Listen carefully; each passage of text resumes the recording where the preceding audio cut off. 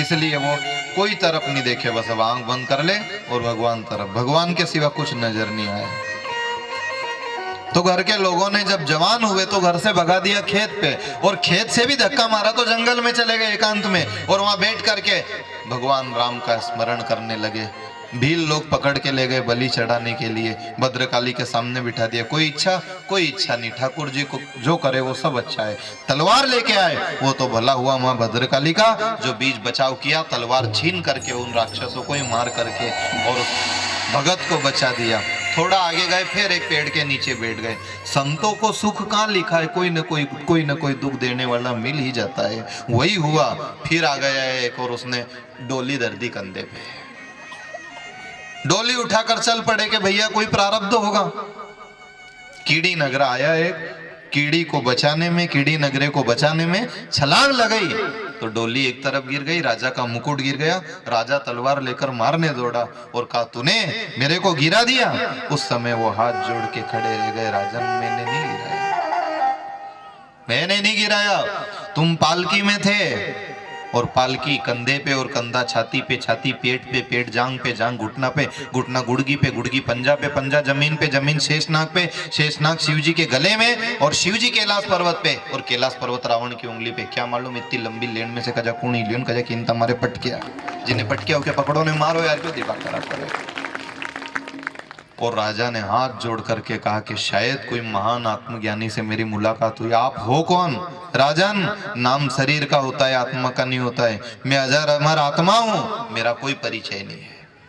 उस समय राजा ने उनको प्रणाम किया कि मैं गुरु को ही ढूंढने जा रहा था, आप रास्ते में मिल गए, मेरी तो किस्मत जाग गई। अब मुझे कुछ नहीं चाहिए, बस मैं आपके चरणों में बैठ करके और आपका ये आध्यात्मिक ज्ञान का खजाना प्राप्त करना चाहता हूँ। ये संसार क्या है गुरुदेव, मुझे समझाइए। तो ने एक ही टप्पी में बात खत्म कर दी कि राजन कुछ भी नहीं है, इस संसार में सब जीव भगवान का नाम लेने आए हैं।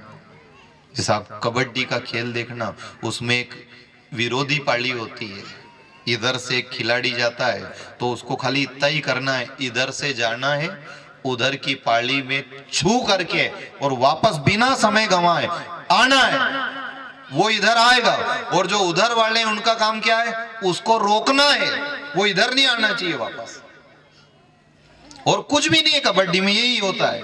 और अपना भी यही है, संसार को छू करके वापस हरि के द्वार पे जाना है।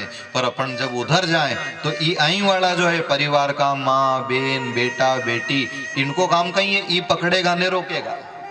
जैसा वो कबड्डी का खिलाड़ी को पकड़े नहीं, वो उसकी सांस तोड़ा है। साहब भी कभी कभी कथा सुनने के लिए घर से निकलो और जो छोचोरी पकड़े पग ने जो रोवा लगे तो समझी जानो कि यही जावा नहीं देगा, ये मार के ही मानेंगे, निपटा देंगे।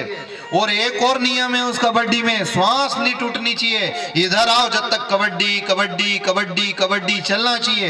ये नियम यहाँ भी लागू हो रहा है कि यहाँ भी आओ तो राम राम राम राम राम चलना चाहिए, श्वास नहीं टूटनी चाहिए। और ये जपते जपते ही वापस चले जाओ तो मान लो कि आपने इस मैदान में बाजी मार ली।